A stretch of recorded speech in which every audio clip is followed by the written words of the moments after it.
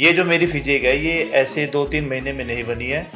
मेरे को इसमें 20 से 22 साल लगे हैं और मैं इसके बिल्कुल खिलाफ हूँ।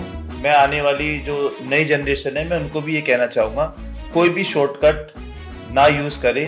स्टेरॉइड सेहत के लिए बहुत ही ज़्यादा हानिकारक है। ये अभी नहीं तो बाद में आपको बहुत ही ज़्यादा ये हार्मफुल होते हैं। मैं इसका सख्त विरोध करता हूँ। आज तक मुझे लगता है कि कोई भी इंडियन या कोई भी हिंदुस्तानी आज तक मिस्टर ओलंपिया के मंच पर जाकर हिंदुस्तान की तरफ से रिप्रेजेंट नहीं कर पाए। कि मेरा शुरू से ही ये ड्रीम रहा है कि एक बार, सिर्फ एक बार मैं तिरंगा लेके ओलंपिया के स्टेज पे ऐसे खड़ा जाऊँ। हार जीत मैटर नहीं करती सर। चांद पर दुनिया पहुंची हुई है, जिसने पहली बार पैर रखा है वो अमर हो गया। सिगरेट की डिब्बी पे भी लिखा होता है ये सेहत के लिए हानिकारक है। बिल्कुल बिल्कुल। दारू की बोतल पे भी लिखा होता है। कोई भी बंदा मेरे को एक भी प्रोटीन के डब्बे पे अगर ये लिखा हुआ हो कि भाई ये सेहत के लिए हानिकारक है तो मैं मानूं। बॉडी बिल्डिंग का दूसरा नाम सब्र है। सब्र से चलो, थोड़ा टाइम लगता है मगर लॉन्ग टाइम तक चलता है। लॉन्ग टाइम तक चलता है, बिल्कुल सही बात है। एक बार फिर से स्वागत है आपका चाय के साथ दिल की बात के इस खास पॉडकास्ट में। तो विनय जी, हम वापस लौटते हैं अपने सवाल पर। और अभी तक हमने कुछ आपकी पर्सनल ज़िंदगी से जुड़ी हुई कुछ बातें की। अब हम लेट्स गेट बैक टू, हम बात करते हैं हेल्थ, फिटनेस और जो डाइट रहता है। अभी आज अगर आप जैसे बॉडी बिल्डिंग इतने साल से कर रहे हैं तो आपका जो डेली रूटीन रहता है, what is your daily routine? क्या रखते हैं आप खाने के लिए? फूड एग्जैक्टली क्या रूटीन रहता है अभी आपका? मेरा डेली का रूटीन ऐसे रहता है कि जैसे मैं सुबह उठता हूँ 6 बजे। उठते के साथ ही मैं पहले लाइट ब्रेकफास्ट लेता हूँ। ब्रेकफास्ट लेने के बाद अपना बैग कैरी करता हूँ और फिर हम जिम के लिए जाते हैं। जिम पर जाने के बाद मैं 6 एग, चपाती और दाल और सैलेड यूज़ करता हूँ। उसको खाने के बाद फिर मेरा टाइम होता है 9 बजे खाने का। 9 बजे भी मैं अपना ये दाल और 6 एग्स और उसके साथ ही राइस जी। हाँ, फिर उसके बाद मेरा 1 बजे, फिर उसके बाद में थोड़ा सा अपना फंक्शनल ट्रेनिंग करने के बाद अपना प्रोटीन शेक और उसके साथ हम एप्पल वगैरह ले लेते हैं। फिर 1 बजे चिकन, चपाती, सैलेड और फिर उसके बाद ब्रेक, रेस्ट करते हैं। शाम को उठ के एक बढ़िया सी चाय निकलने से पहले एनर्जी मिलती है इससे बढ़िया। और फिर अपना रूटीन वर्क स्टार्ट होता है शाम को 6 बजे। फिर जिम पर लड़कों को ट्रेनिंग वगैरह कराने के बाद और अपनी ट्रेनिंग करने के बाद एक प्रोटीन शेक लेने के बाद फिर अपना वही एक एग सैंडविच वगैरह या पनीर सैंडविच वगैरह लेने के बाद फिर वही रात को अपना डिनर में भी अपना रोस्टेड चिकन और 2 चपाती। तो ये आपका एवरीडे का रूटीन है? एवरीडे। एक विनय जी, मैं कहूँगी जिससे आज जो जिसको बोलते हैं स्पैरिंग वेट लिफ्टर्स हैं जो बॉडी बिल्डिंग में कर रहे हैं, उनके लिए नॉर्मली जो अगर बात करें, क्योंकि हर कैटेगरी के वेट लिफ्टर्स हैं, कुछ बिगिनर्स हैं, कुछ जो जिनको कुछ साल 2 साल होगा और कुछ हो गए जो प्रोफेशनल बॉडी बिल्डिंग करते हैं। तो नॉर्मली अगर हम कैटेगराइज करें तो इसमें किस किस तरह से जो डाइट प्लान्स रहते हैं, किस तरह की इनको जो नॉर्मली जो डाइट रहनी चाहिए, जो अभी आने वाले टाइम में जो बॉडी बिल्डिंग के लिए प्रोफेशनली ट्रेन करना चाहते हैं अपने आप को? प्रोफेशनली जैसे कि अभी जो बिल्कुल जो बढ़िया डाइट रहती है वो हमें अपनी डाइट में प्रोटीन और बिल्कुल अच्छे तरीके से कार्ब, ये दोनों का कॉम्बिनेशन जरूरी है। क्योंकि अगर हम एक्सरसाइज करते हैं और प्रोटीन हमारी बॉडी को जब तक ऑब्जर्व नहीं करेगा जब तक हम उसके साथ कार्ब नहीं देंगे। ओके। तो ये सबसे जरूरी हमारे इसमें डाइट में है। और इसके साथ जैसे कई लोगों को प्रॉब्लम होती है कि प्रोटीन नहीं लेना चाहिए और उससे ये दिक्कत होती है, वो दिक्कत होती है। मैं सिर्फ एक ही बात बोलना चाहूँगा, सिगरेट की डिब्बी पे भी लिखा होता है ये सेहत के लिए हानिकारक है। बिल्कुल। दारू की बोतल पे भी लिखा होता है। कोई भी बंदा मेरे को एक भी प्रोटीन के डब्बे पे अगर ये लिखा हुआ हो कि भाई ये सेहत के लिए हानिकारक है तो मैं मानूं। तो फिर इसकी ऐसी मिसकंसेप्शन क्यों, ऐसा क्यों क्रिएट करते हैं ये लोग, कुछ जो भी मतलब करता है ऐसा? मेरा मानना तो सर ये है कि अगर आप फ्री में दे दो तो सब ठीक है और जिसके पास पैसा नहीं है तो वो खराब ही बताएगा। एक विनय जी, एक बड़ा कॉमन क्वेश्चन और होता है, क्योंकि बड़े लोग ऐसे होते हैं कि जो क्योंकि नॉर्मली कहते हैं कि प्रोटीन का जो फाइनेस्ट इनटेक है वो नॉनवेज और एग में है, कि अगर आप चिकन खाते हैं या एग्स खाते हैं। कई लोग ऐसे होते हैं जो बिल्कुल नॉनवेज और एग्स नहीं खाते और वेगन है। तो उनके लिए किस तरह का डाइट प्लान रहना चाहिए इस प्रोटीन इनटेक को और इसको बॉडी के लिए, कि किस चीज़ों को ज़्यादा लेना चाहिए ताकि प्रोटीन इनटेक पूरा हो सके? उनके लिए सबसे बहुत अच्छी चीज़ें है सर, जैसे जो लोग ये नहीं ले पाते हैं, जैसे हमारे पास सोयाबीन की दाल हो गई जी, दाल मोठ हो गई, राजमा हो गया, सबसे बेस्ट ब्रोकली हो गई, और भी कई चीज़ें हैं सर, पनीर हो गया। तो इनमें काफ़ी अच्छी मात्रा में ये जो मैं सोयाबीन की जो दाल बता रहा हूँ मैं आपको, ये सबसे ज़्यादा हाई प्रोटीन माना जाता है सर इसके अंदर। तो ये बेसिकली अगर हम बात जो आपने चीज़ें बताई, चाहे ब्रोकली है चाहे सोयाबीन है, मतलब जो भी आदमी अगर चिकन और एग्स नहीं खाता तो अगर वो इनका इनटेक प्रॉपर क्वांटिटी मिले तो वो प्रोटीन इनटेक जो प्रोटीन की बॉडी को रिक्वायरमेंट होती है वेट लिफ्टिंग और बॉडी लिंगमेंट, वो यहाँ से पूरी हो सकती है। बिल्कुल हो सकती है सर पूरी, और उससे ज़्यादा अच्छी होगी। ओके, ठीक है। एक और विनय जी, एक और सवाल इसको लेकर हमारे दिमाग में आता है कि एक अगर हम वर्ल्ड वाइड बात करें, क्योंकि वेट लिफ्टिंग और बॉडी लिफ्टिंग, क्योंकि आप भी 10 से ज़्यादा बार मिस्टर इंडिया रह चुके हैं, आपने मिस्टर यूनिवर्स जीता है, अगर हम पूरे वर्ल्ड में बात करें तो मुझे लगता है जो सबसे रेनाउंड और प्रेस्टिजियस वेट लिफ्टिंग का, ये बॉडी बिल्डिंग का कंपटीशन माना जाता है, दैट इज ओलंपिया। आज तक मुझे लगता है कि कोई भी इंडियन या कोई भी हिंदुस्तानी आज तक मिस्टर ओलंपिया के मंच पर जाकर हिंदुस्तान की तरफ से रिप्रेजेंट नहीं कर पाए। आप कैसे देखते हैं इसको, कितनी बड़ी चीज मानते हैं, और क्या मानते हैं कि क्या आने वाले टाइम में हम किसी इंडियन को या विनय जी को ही उस मंच पर देख पाएंगे मिस्टर ओलंपिया के? जी सर, मेरा जो बॉडी बिल्डिंग का जो एम है जी, जो रियल है वो ये है, वो मैं इसी कहना चाहूँगा कि मेरा शुरू से ही ये ड्रीम रहा है कि एक बार, सिर्फ एक बार मैं तिरंगा लेके ओलंपिया के स्टेज पे ऐसे खड़ा जाऊँ। हार जीत मैटर नहीं करती सर। चांद पर दुनिया पहुंची हुई है, जिसने पहली बार पैर रखा है वो अमर हो गया। क्या बात। और हमारी 125-150 करोड़ की आबादी का देश है।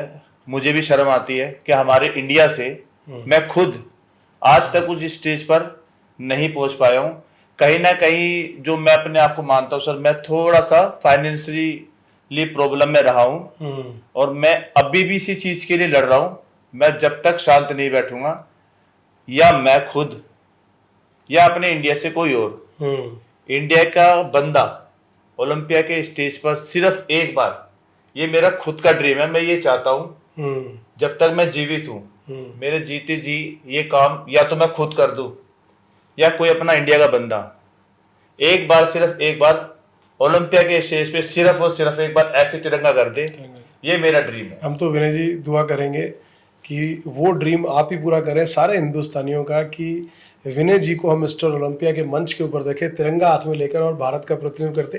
लेकिन मैं एक सवाल इस पर विनय जी और जानना चाहूँगा कि ऐसा क्या कारण है, मतलब अगर हम स्पेसिफिकली समझना चाहें, बिकॉज बहुत से एस्पिरेंट्स बॉडी बिल्डर्स हैं जो उस मंच पे जाना चाहेंगे, क्या कारण है, या क्या उसका कोई ऐसा क्राइटेरिया है, कोई ऐसा पैरामीटर है, या कोई कुछ ना कुछ ऐसे कोई टेक्निकलिटीज है कि जिस वजह से आज तक कोई इंडिया से मिस्टर ओलंपिया के प्लेटफॉर्म पे नहीं पहुंच पाया? एक्चुअली सर ऐसा कुछ नहीं है जी, थोड़ी सी जो प्रॉब्लम होती है वो थोड़ी सी गाइडेंस। ओके। और अभी जैसे कि मैं अपना जब फर्स्ट टाइम मिस्टर इंडिया खेला था 2009 में, कलकत्ता में खेले थे सर हम जी, और सही बताओ तो हमें ही नहीं पता था कि वो टाइम पे 100+ कैटेगरी भी होती है।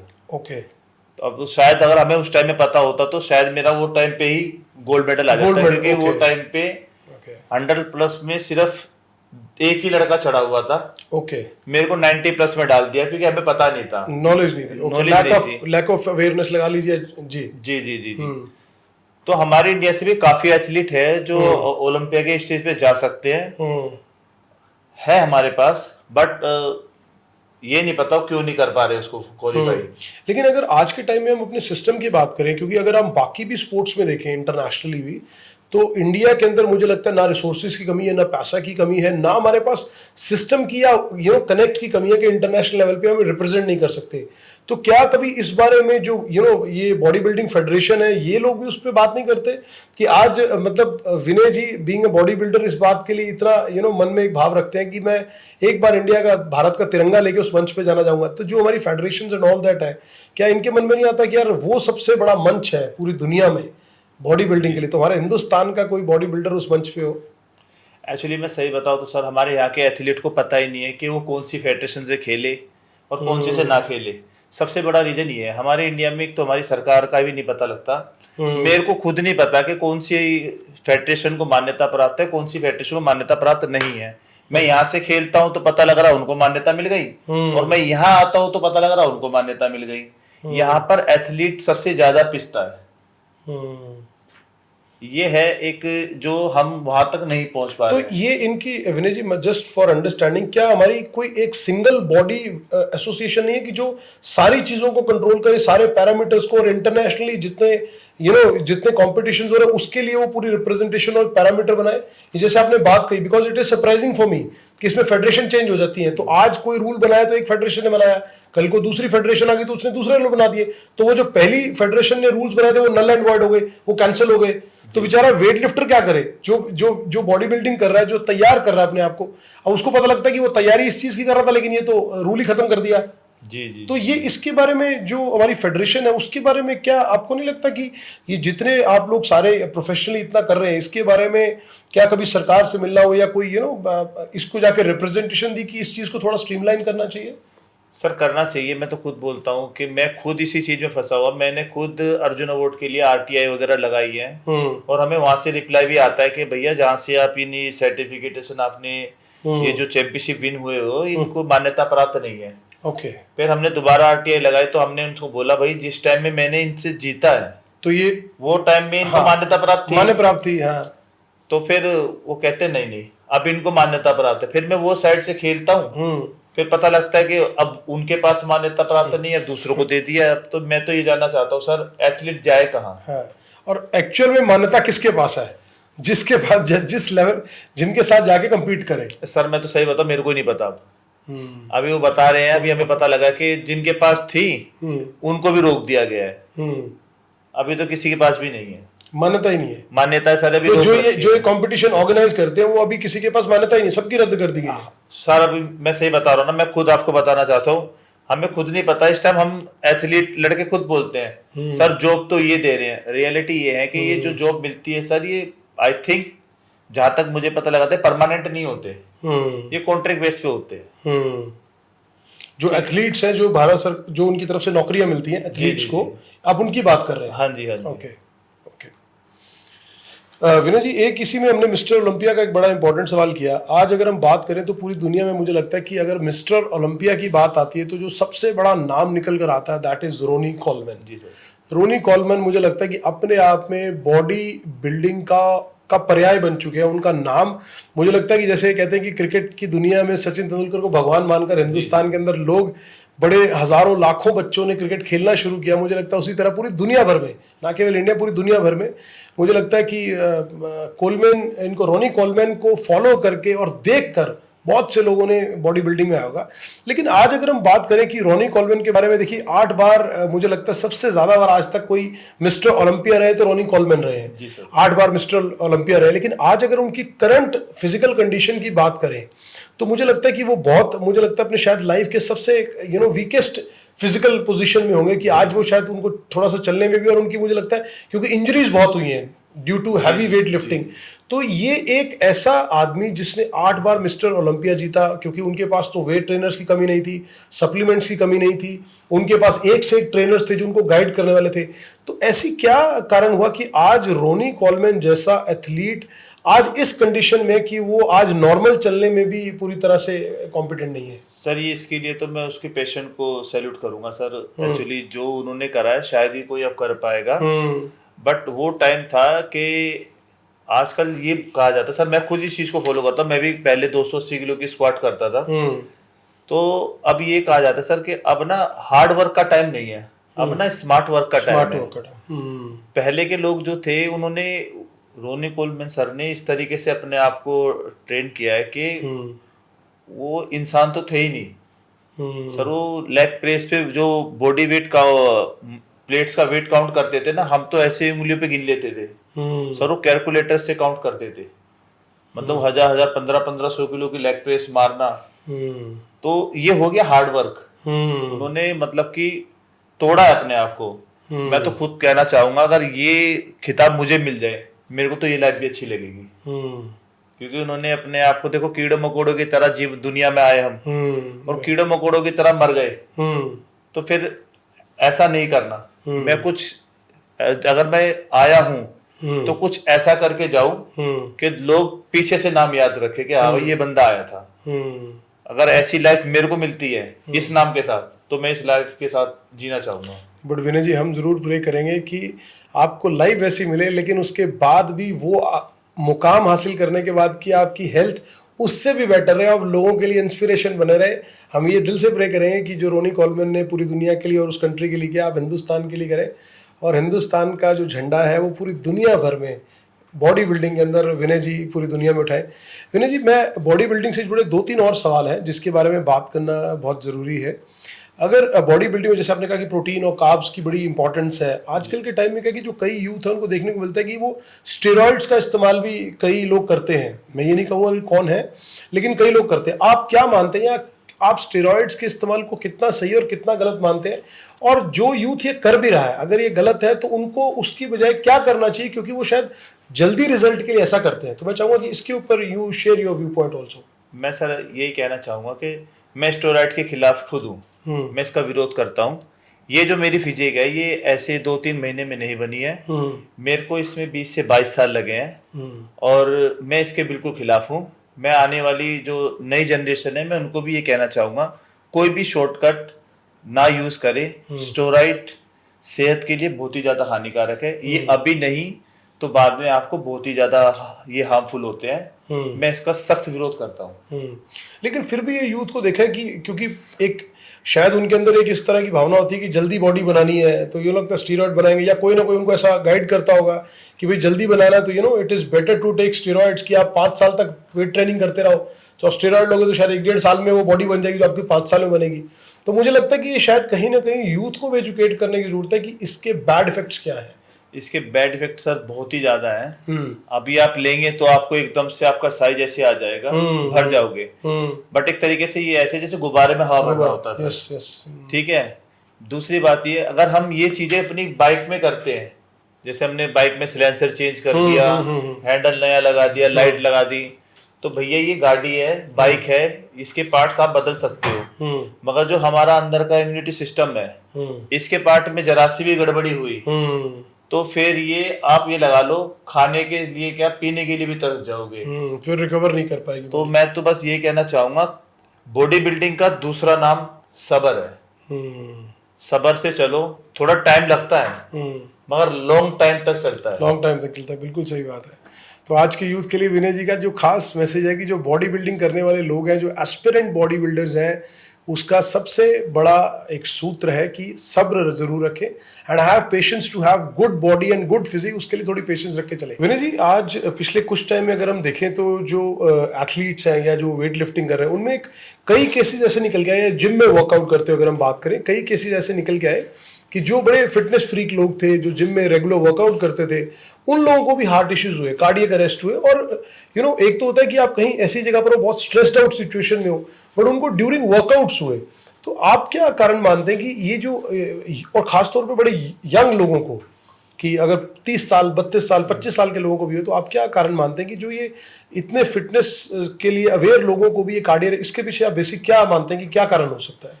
इसके पीछे जो मेरा जो मानना है, इसका कारण जो सबसे बड़ा हुआ सर, वो है स्मोक। जी। मैंने आपने अभी तो जिम में भी, जैसे अब तो आ रहे हैं ना पंप, क्या बोलते हैं उनको, इलेक्ट्रिक, जी जी जी, पफ्स कह लीजिए ना आजकल। हाँ जी जी जी, वो आ रहे हैं आजकल। तो जिम में मैंने खुद देखा है सर जी, वो एक सेट मारते हैं, वॉशरूम में जाते हैं, धुआं खींच के फिर आ जाते हैं। तो मेरा जो मानना है 90% जो इसमें अटैक के जो चांसेस आते हैं जी, वो आते हैं स्मोक से। जी। तो आपको लगता है, क्योंकि अगर हमने देखा कि पिछले कुछ दिनों में कई ऐसे सेलिब्रिटीज भी थे, कई ऐसे लोग भी थे जो प्रोमिनेंटली बॉलीवुड में और सोशल मीडिया पे भी बहुत फेमस रहे, और उनको भी कार्डियक अरेस्ट हुआ और डेथ हुई उनकी भी।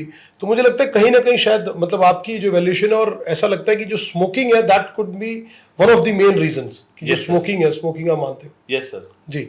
एक मैं इसमें एक सवाल और ऐड ऑन करना चाहूँगा, because which is very important for all the people who are fitness freak, कि जो वेट ट्रेनिंग करते हैं या स्ट्रेंथ ट्रेनिंग करते हैं, तो स्ट्रेंथ ट्रेनिंग के साथ साथ कार्डियो का कितना इंपॉर्टेंट रोल है, क्योंकि बॉडी की जो एजिलिटी के लिए, फ्लेक्सिबिलिटी के लिए, और अपने कार्डियक तौर पे अपने हार्ट को to keep your heart healthy. तो आप क्या मानते हैं कि इसका combination strength training, weight training के साथ कार्डियो का कितना रोल है? इसके अंदर कार्डियो का सबसे बड़ा रोल है सर। मैं खुद वर्कआउट के बाद 20 मिनट्स 15 मिनट्स कार्डियो करता हूँ जी, क्योंकि कार्डियो करने से हमारे जितने भी ऑर्गन्स प्रॉपरली अच्छा वर्क करते हैं, ब्लड सर्कुलेशन अच्छा होता है जी। और मैं तो खुद कहूंगा कि वेट ट्रेनिंग से आप ज्यादा फोकस ना करके आप कार्डियो की तरफ ज्यादा फोकस करें, वो ज्यादा बेटर रहेगा जी, तो उससे एटलीस्ट आपका बैलेंस आउट रहेगा। बैलेंस। आप एक गुड फिजिक भी बनाए, but you must focus on cardiac, जो कार्डियो एक्सरसाइजेज है, चाहे वो रनिंग है, चाहे वर्कआउट है, वर्कआउट है, फंक्शनल ट्रेनिंग हो गई उसके साथ। और मैं तो खुद कहूंगा हमारा ना एक सिस्टम हो रहा है हमारे इंडिया में, हम जो लोग हैं हमारे इंडिया में ना रात के टाइम पेट भर के खाना खाते हैं। ये सबसे बड़ा हमारा जो मोटापे का कारण है, और जो मेरा मानना है भाई ये अटैक का भी कारण हो खासतौर पे हमारे जो उत्तर भारत में। हाँ जी वो रात की डाइटिंग सुबह शुरू होती है, हाँ जी, दोपहर तक थोड़ी सी रहती है, रात को ओवर ईटिंग हो जाती है। बिल्कुल बिल्कुल हम लोगों को हम लोग बिल्कुल उल्टा करते हैं। हमें रात को कम खाना चाहिए, हमें सुबह हैवी मील लेनी चाहिए, क्योंकि हम वर्कआउट काम के लिए जा रहे हैं, पूरा दिन आपकी कैलोरीज कंजम्पशन होती है। आप दिन में सुबह आप लेते हैं हल्का खाना और रात को आप पूरा भर के खा लेते हैं। कई लोग तो ऐसे जब तक डकार सी ना आ जाना ऐसे करके वो खाना छोड़ते ही नहीं। वो खाना खाने के बाद क्या करते हैं, वो सीधा लेट जाते हैं। बिल्कुल। जिसके वजह से मेरा एक मानना ये भी है कि सर ये भी एक रीजन हो सकता है आपको, तो बॉडी के ऊपर नेगेटिव इफेक्ट्स का एंड ऑल दैट, जिससे आपको हेल्थ इश्यूज यहीं से आप इन्विटेशन देते हैं हेल्थ इश्यूज को। एक विनय जी और बड़ा इंपॉर्टेंट सवाल है कि आज के टाइम में अगर हम देखते हैं जितने भी वेट ट्रेनिंग करते हैं, स्ट्रेंथ ट्रेनिंग करते हैं, तो आजकल टाइम में ना प्रोटीन जो मार्केट के अंदर तरह तरह की कंपनीज के प्रोटीन बॉक्सेस अवेलेबल है, पैक्स अवेलेबल है। सो प्रोटीन का बहुत ज्यादा प्रमोशन होने लगा है, बड़े लोग प्रमोट करते हैं। तो एक तो प्रोटीन का जो वे हमने बताया कि जो हम अलग अलग जो चीजें खा के, चाहे वो जो अगर नॉनवेज खाता है, चिकन है, फिश है, एग्स है, और वेजिटेरियन लोगों के लिए आपने बताया। लेकिन ये प्रोटीन इनटेक है, इसको कैसे आइडेंटिफाई किया जाए, क्योंकि इतनी कंपनीज है, इतने ज्यादा प्रमोटर्स है, कौन सा प्रोटीन ठीक है, कौन सा नहीं है, और कौन सा ट्रस्ट वर्दी है, और कितनी क्वांटिटी में एक प्रोटीन एक बॉडी के लिए कन्वीनियंट है कि उतना ही लेना चाहिए। जैसे कि सर इस टाइम पे प्रोटीन के मामले में तो सर 90% जो है आपको कॉपी मिलेगा।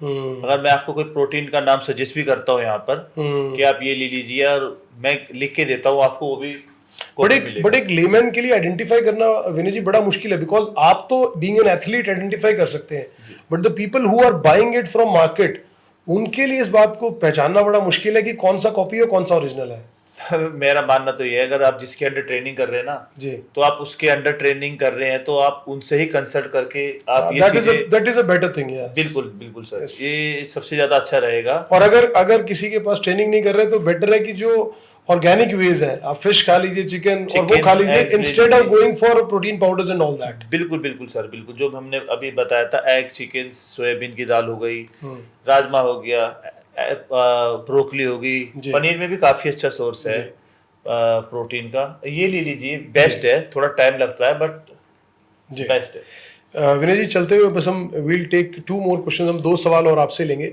आज का जो यूथ है जो वेट लिफ्टिंग में, स्ट्रेंथ ट्रेनिंग में आना चाह रहा है लाइफ में, आप उनको क्या एडवाइस देंगे, किस तरह से अपने आप को प्रोफेशनली बॉडी बिल्डिंग के लिए प्रोफेशनली अपने आप को किस तरह से तैयार करें? मैं बस एक ही चीज़ कहना चाहूँगा कि बस सबसे पहले तो स्टेरॉइड और एनाबॉलिक से कोसों दूर रहिए। ये जो मैंने पहले ही बोला था, बॉडी बिल्डिंग का दूसरा नाम है सब्र। इसमें थोड़ा सा टाइम लगता है, मेरे को भी 2 महीने 3 महीने में लिख के देता हूँ, 2 महीने 3 महीने में बॉडी नहीं बनती है। अगर आप शॉर्टकट यूज़ करते हैं तो मैं गारंटी देता हूँ आप इन्विटेशन दे रहे हैं बीमारियों को। और मैं लिख के दे सकता हूँ कि मेरे को यहाँ पर आज पहुँचने में मुझे 22 साल लगे हैं। मैं मानता हूँ समय थोड़ा ज़्यादा है, मगर आपके सामने बैठा हूँ और रिक्वेस्ट है कि स्टेरॉइड और एनाबॉलिक से दूर रहे। इसके लिए कोई शॉर्टकट नहीं है। बिल्कुल। और विनय जी चलते चलते हम ये कहेंगे कि आज विनय जी जिस मुकाम पर पहुंचे हैं, एक छोटे से कमरे में, फिर ये कहूँगा कि कमरा मायने नहीं रखता, जगह मायने रखती है, बात मायने रखते हैं आदमी के सपने और आदमी की उड़ान की। अंततः वो कहाँ पहुंचता है, उसने शुरुआत कहाँ से की, मायने वो नहीं रखता, आप कहाँ तक पहुंचे मायने वो रखता है। आज भी विनय जी पहुंचे नहीं है, विनय जी की जो सफ़र है वो जारी है, लेकिन आज भी विनय जी का जो सफ़र है, जो एक 8 बाय 8 फुट बाय 8 फुट के एक छोटी सी गली से, एक उस घर से शुरू हुआ, आज वो हिंदुस्तान के मंचों पर जाकर स्वर्ण पदक जीत रहे हैं, और अंतर्राष्ट्रीय लेवल पर भी मिस्टर यूनिवर्स का टाइटल जीतने के बाद वो सफ़र विनय जी का जारी है। तो मैं कहूँगा विनय जी के दिल की इच्छा, वैसे तो आपने मिस्टर ओलंपिया की बात की, लेकिन आज चाय के साथ दिल की बात में विनय जी की कोई ऐसे दिल की बात जो आज चाहेंगे कि अपने हम सब लोगों के साथ, यूथ के लिए, देश के लोगों के लिए, जो आज विनय जी के दिल की बात जो केवल विनय जी के दिल तक है, आज हम चाहेंगे कि आज इस पॉडकास्ट में आप साझा कर दीजिए जो आपके दिल की बात है। मैं अपनी दिल की बात यही कहना चाहूँगा आपके माध्यम से सर। मेरा जो ड्रीम है, मेरी जो बॉडी बिल्डिंग की जर्नी है, वो जब तक जारी रहेगी जब तक हमारे इंडिया से जी कोई एक एथलीट मिस्टर ओलंपिया पे जाके तिरंगा लहराएगा नहीं। जी तो मैं यही कहना चाहूँगा कि मैं वो सपना जल्द से जल्द देखना चाहता हूँ, या मैं खुद पूरा करूँ या कोई और पूरा करे। जी तो विनय जी के दिल की बात सिर्फ यही है कि एक बार मिस्टर ओलंपिया पे हिंदुस्तान का तिरंगा जब लहराता है ना सर, एक अलग प्राउड फील होता है। जी क्या बात है जी, वो मैं बता नहीं सकता हूँ कि जब आपका एक नेशनल एंथम बजता है ना जी, तो पूरी बॉडी पे एक अलग तरीके की वाइब्रेशन आती है। और वो अभी हमने देखा था जैसे हमारी इंडिया वर्ल्ड कप जीती थी, तो उस चीज को हमने जब फील किया था। जी जी बिल्कुल। तो मैं ऐसा ही कुछ फील कराना चाहता हूँ। तो वो फील जब होगा जब हमारे इंडिया से कोई मिस्टर ओलंपिया के स्टेज पे तिरंगा लेके खड़ा होगा। क्या बात है विनय जी, हमारी बहुत बहुत शुभकामनाएं। And we really feel honoured to have you on our podcast today. और हम दिल से दुआ करेंगे कि हम ये चाहेंगे कि जो विनय जी का सपना है, पहले तो विनय जी ही पूरा करें, लाखों करोड़ों हिंदुस्तानियों का सपना। और उससे भी बड़ी बात, अगर किसी कारण से विनय जी रह जाए तो विनय जी का अपनी सामने हिंदुस्तानी को उस मंच पर खड़े हुए तो दिखना। ऐसी हमारी आपके लिए शुभकामनाएं विनय जी। और दोस्तों, एक लास्ट में एक सबसे महत्वपूर्ण चीज़ कि आज जब आप किसी से शिक्षा और दीक्षा लेते हैं, कहते हैं कि एक समय था जब द्रोणाचार्य से एकलव्य ने भी जब अपनी छुप कर वो विद्या सीखते थे, धनुर्विद्या सीखते थे, तो उन्होंने जब गुरु दक्षिणा में अपना अंगूठा भी दे दिया था द्रोणाचार्य को सिर्फ धनुर्विद्या सिखाने के लिए। तो आज के समय में भी हमारे सामने, हमारे प्रत्यक्ष रूप से हमारे सामने एकलव्य जैसे शिष्य बैठे हैं, जो सुरेश कुमार जी जो इनके गुरु हैं, उन गुरु को पिता तुल्य, ईश्वर तुल्य मानते हैं। तो इस बात की कदर करते हुए हम सबको इस बात को सीख लेने की जरूरत है कि जो भी आपका गुरु रहा हो, चाहे आप किसी भी फील्ड में हो, उस गुरु को जब तक आप इस दुनिया में रहें, जब तक वो काम करें, अपने गुरु को मत भूलिए। और उस पिता तुल्य और ईश्वर तुल्य गुरु को हमेशा अपने काम में, अपने कर्म में, अपनी हर चीज में याद रखें और उनको थैंक्स करना ना भूले। So this is also one very important thing कि जो हमें विनय कुमार जी की बात से सीखने को मिली। और आप लोग भी उम्मीद करता हूँ और हम सब कि इसको भी अपनी जिंदगी में जरूर अपनाएंगे। And you always remain hello and hearty, और आप you have a long life. हमारी बहुत शुभकामनाएं। और इसी तरह से आप जो यूथ जनरेशन है उनको इंस्पायर करते रहे, उनको जिंदगी में बढ़ने के लिए प्रेरित करते रहे। बहुत बहुत शुभकामनाएं। We such a wonderful having you here on our podcast. Thank you so much. Thank you. तो दोस्तों, ये थे हमारे साथ Mr Universe gold medallist Vinay Kumar Mahla ji. और आज आपने इनकी बातें सुनी, इनकी दिल की बातें सुनी, और देखा कि किस तरह से विनय जी ने कितना सिंपल, सरल शब्दों में ये बात रखी आज के यूथ को, जो लोग शॉर्टकट रास्ता अपनाने की कोशिश करते हैं और ये सोचते हैं कि शॉर्टकट जर्नी करके हम कामयाबी हासिल कर लेंगे। तो दोस्तों, शॉर्टकट कोई नहीं है ज़िंदगी में। अगर आप साफ गोई से और नेक नीयत के साथ काम करते हैं, एफर्ट करते हैं, मेहनत करते हैं, तो सब्र एक सबसे बड़ा इंपॉर्टेंट आपकी डिक्शनरी के अंदर वर्ड होना चाहिए, जो अपनी लाइफ में इम्प्लीमेंट करिए। और ज़िंदगी में कोई ऐसी चीज़ नहीं है जो आप हासिल ना कर सके। और एक इंपॉर्टेंट मैसेज जो विनय जी ने सारे यूथ को दिया, ना केवल एथलीट्स को बल्कि आप सब, आपके हमारे सबके लिए, कि किसी भी तरह के नशों से, टोबैको से और जितने भी तरह के स्टेरॉइड्स और इस तरह के एनाबॉलिक चीज़ें हैं, इन सब से दूर रहें, एक अच्छी जिंदगी जिए, समाज के लिए कंट्रीब्यूट करें, देश के लिए कंट्रीब्यूट करें। And we all should try to make our country proud. Whatever we do in our lives, हम जिंदगी में जो भी करें अपने देश, प्रदेश और अपने परिवार को गौरवान्वित करने के लिए और आगे बढ़ाने के लिए करें। आज के चाय के दिल की बात में एपिसोड में आज के लिए इतना ही। हमारे साथ विनय जी की दिल की बातें जानी। अगले एपिसोड में, अगले पॉडकास्ट के अंदर हम एक और शख्सियत के साथ बात करेंगे, उनके दिल की बात जानेंगे। आप देखते रहिए चाय के साथ दिल की बात।